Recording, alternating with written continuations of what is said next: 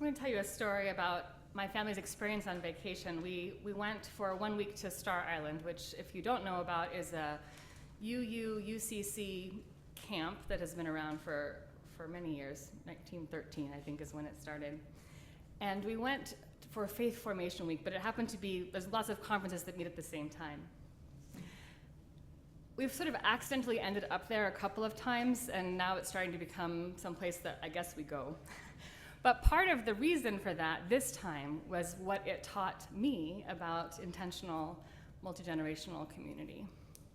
So on the third day, my daughter, who was a magpie and a collector of bright, shiny objects, and a 7-year-old, so a loser of bright, shiny objects, lost a stone that she had put into a necklace in a craft project that she made. She lost it down at the playground. So it was dinner time, and she was very upset about this, and she went up to the microphone. She was asked to do this, to go up to the microphone and tell all gathered that she had lost her precious stone. And if anybody were to see it, she would really gratefully receive it back.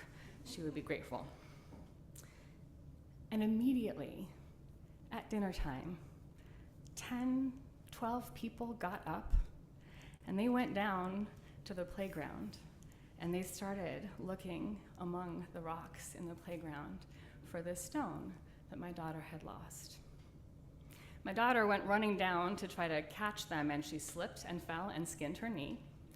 So somebody came up to me and said, first aid's been called. She's sitting in front of the playground while a dozen people are scouring it looking for a precious object for my magpie daughter. So she was crying, but getting to see what it looked like when 35-year-old dads and 15-year-old boys who were really too cool for this were out there looking for her stone. So I sat with her as she was having her knee patched up, and I just pointed it out to her. I said, isn't it amazing that all these people are out here looking for this stone? And she, of course, was like, yeah, but have they found it yet? But of course, the gift of all of that was what happens when a dozen people jump up from dinner and take the concerns of a 7-year-old seriously. The next day, I reached out to somebody who had been down there, and I said, look, I noticed that you were out looking. We're so grateful. And he said, well, was it found? Which was, of course, Orion's question as well. Was it found? And I said, no, but I really think something better was. It's amazing to be in a place and a space where people take the concerns of all ages seriously. And until we have gotten to a place where we acknowledge that, where we look down and look up and notice who is present and how we can listen to them and show them that we care, I think we're missing out on an opportunity, or at least there is an opening for us to step into. So I share that story for you all with this one caveat, or I guess there's a postscript. We're about to leave the island. We're getting on the ferry, and somebody comes running up from the tennis court. It was not on the playground, her precious object. It had been on the tennis court. So our last day, she left with her magpie object in her hand, having learned both lessons. One, that when people look for things, they sometimes can find them. And two, that when you look for community, sometimes it finds you.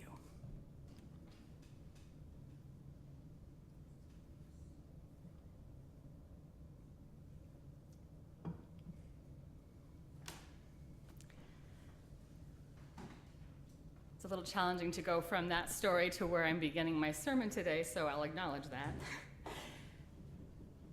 I want to establish some context, and this is related to our peace candles this morning, about what has happened to our communities in the 20th century and beyond, 20th and 21st century, as a result of modern warfare. And I'm not even talking about the loss of life, though I could be. Certainly what we learned, if we look back through the years, is that there is casual value placed on life seen through the history of the 20th and 21st centuries. and how war was fought. Some of that was related to how much distance could be placed between a person and the person that they are fighting. And it begins with the beginning of the 20th century with mustard and chlorine gases being deployed in war. And it continues through the scale and fallout of nuclear weapons that were deployed during World War II, and the napalm and Agent Orange attacks of Vietnam, and then the drone attacks of today. And if we put all of these losses next to each other, it's really hard sometimes to feel good about the human project, the human condition. How could human evolution have brought us to such categorically cruel treatment of one another? And while I don't want to gloss over the body count because it's devastating stacked up, what I want to lift up is that the casualties of war don't end when war does, if wars do. We know this. But what we may not know, or may not have put together logically, is that the collateral damage to our social and community fabric caused by war after the wars have ended have been far more devastating. Eisenhower foretold this when he railed against the military-industrial complex, but I don't think even he could have seen the mindset of technology plus capital giving us today's climate crisis. Even as we tell the story that World War II helped drag us out of the Great Depression and put a stop to one of the most evil genocides I hope we will ever witness, we forget to calculate the cost of the aftermath. We think about the environmental degradation caused by radiation, but here's what really happened. Systems destruction caused by applying the technologies and mindsets developed through war to what had previously been more sustainable systems. So as Exhibit A, I'm going to point out here the shift in agricultural practices. We had this time when you would have thought that witnessing the blowing away of more than 1 billion tons of topsoil during the 1930s would have caused people to think about their farming practices that led to that loss. Ironically, tractors led us to tanks, which led us back to bigger tractors. And what happened with World War II is this sort of collective amnesia where once the war ended, factories that had produced tanks suddenly needed to produce other things. And guess what they decided to produce was a way to grow more on grander scales. And suddenly we were looking at these factory farms and very expensive farming technologies.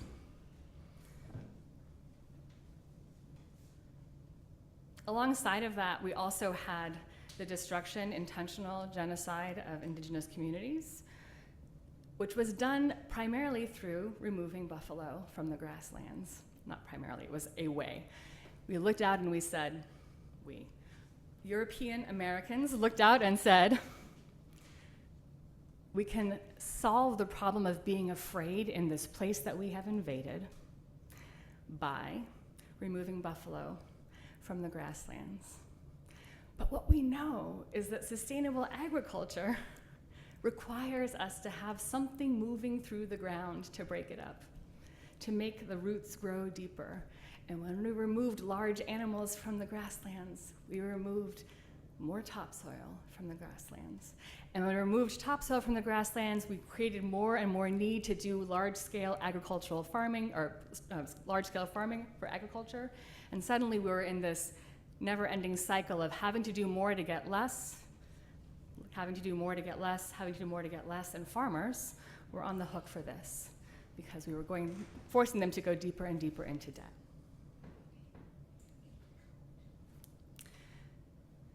I had the pleasure of going to see a documentary on Monday at the Film Center about regenerative agriculture. And it got me thinking a lot about all of the ways in which we're starting to figure out how to solve the problems that we've created in agriculture in a very short period of time. But we haven't necessarily yet applied those same principles to other areas, other systems of our life that have really broken down. Here was the takeaway from me from this documentary. It was called Common Ground. Regenerative principles in agriculture, which is no tilling, right? Keeping the roots in the ground, and avoiding the kinds of chemicals and pesticides and herbicides that go along with it, creating things like windbreaks through trees. They're looking at the entire ecosystem and trying to generate ways to bring back full ecosystems so that we have not somebody saying, can I cut down your brush, but can we find a place for there to be birds to nest? Can we find a way for those birds to take part in a reciprocity relationship with the insects that might be going for your crop, right? What amazed me was that it does not take very long for a farm to move from conventional farming techniques to regenerative farming techniques for a huge change to happen in that world, in that ecosystem. Any guesses as to how long it takes to see a radical change? 50 years? 20 years? 10 years? 3 years. So they were saying 5, but yeah, so 5 years. In 5 years, and one of the ways that they gauged this was by looking at how much carbon was sequestered in the soil. We know that we're dealing with a climate crisis that tells us that there's a lot of carbon where it's not supposed to be. And here we have this solution that is to quadruple, quintuple the amount of carbon that's being put into the soil just by changing how we are doing our farming practices. Amazing. You went from less than 2% carbon in the soil after 5 years of regenerative farming practices, over 10%. Or I actually don't even know what the numbers are. I'm not a farmer or a scientist. But the point is that we can quintuple the amount that's being pulled into it by just using the right practices. And by saying no to the companies that are telling us that we have to spend a lot of money to do it, by bringing in animals again into these spaces and rotating crops. One of the most amazing stories took place in the Chihuahuan Desert, where there was a Mexican cattle rancher, and he was taking people through the Chihuahuan Desert, and he said, desertification is just soil that has turned into dust, and dust blows away. And if you use logical regenerative agriculture practices, grazing practices, you end up with horses, cattle coming through, breaking up the soil, causing seeds that have lain dormant for a long time to find their way to the surface. And in the space of 5 years, you had this extraordinary amount of growth happening in the desert. And all of that growth was pulling carbon down from the atmosphere and putting it back into the roots and going deeper and deeper and creating stronger, deeper roots in that space. So I got started thinking about what are the principles of regenerative community? Not agriculture, but community. How do we get more carbon into our soil? How do we rebuild something that has been categorically destroyed by the ways in which we've been living for the last many years? And I brought it down to some ideas that I think came through in the stories that we were telling. Paying attention to those who are around us and to the context in which we find ourselves. Not pretending that we're living in a place that we're not, or not pretending that we are living with resources that we don't actually have. Staying present and showing up. Leaning into interdependence and the ways in which we all influence one another. Learning how to root deep in place, or growing stronger roots through adversity. Cattle, when they tug on, or buffalo, when they tug on grasses, send a signal to the grass that says, stick tight, and they actually send out more roots down so that they can grow stronger as a result of being munched on by cattle grazing through, if you don't overgraze the space, right? So what if we were growing roots through being munched on, through being made, having adverse conditions? What if we were growing stronger roots as a result of it?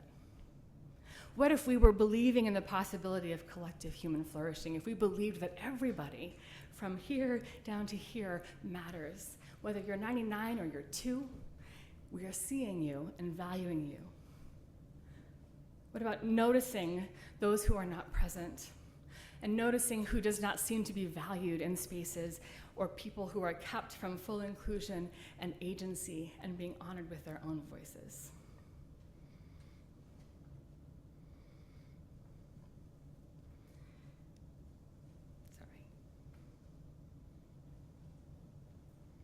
So what I want to say, what I want you to hold with you as we move through this space and this day and this week and this year and 99 years, no matter who you are, how old you are, how new you are, how outside the cultural norm you are, how neurodiverse you are, how healthy you are, how little you are, how diminished you are, the enormity of the challenges you face, or even how small your concerns may seem to others.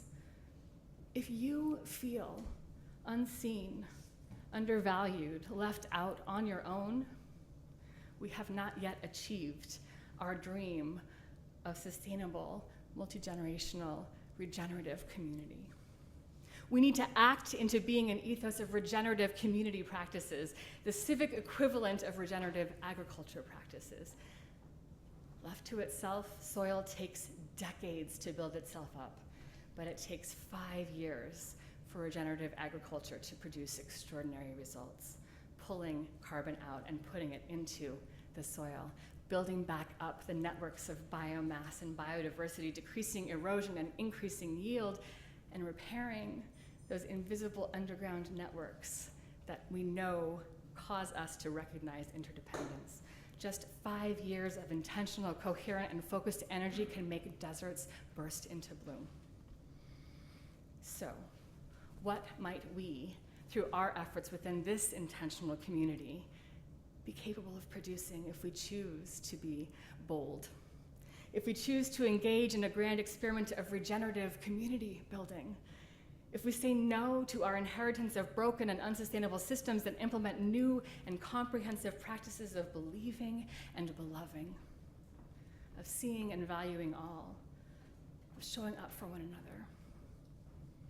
Every time we notice and acknowledge the essence and the effort and the interests of those around us, all of those around us, we are engaged in the equivalent of pulling carbon out of the atmosphere and rebuilding the fertility of our community systems, our civic soil.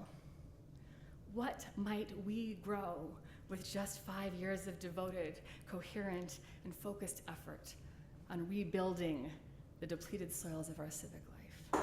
If we went all in on regenerative, multi-generational community practices, if we refuse to accept that any one part of a person within our community system was somehow less important or vital to our collective whole. May we take deep into our beings this belief that all systems, whether broken by ignorance or greed, by neglect or separation, through inheritance or through our failure to reckon honestly with our history, all systems that seem to have crumbled under the weight of fear and cruelty and war, every one of those systems can be healed. No matter how accustomed we have become to a civic landscape that looks or feels barren, that is unable to sustain meaningful life because we have neglected or forgotten the simplest practices of building community. All of this can be healed if we simply commit with intention to locate and implement regenerative community practices. 5 years. Imagine the impact. Imagine all of us together flourishing collectively, sustainably, regeneratively, interdependently. Imagine all of us, all of this, all of that bursting into bloom. It just takes our attention and our intention. May it be so. Amen.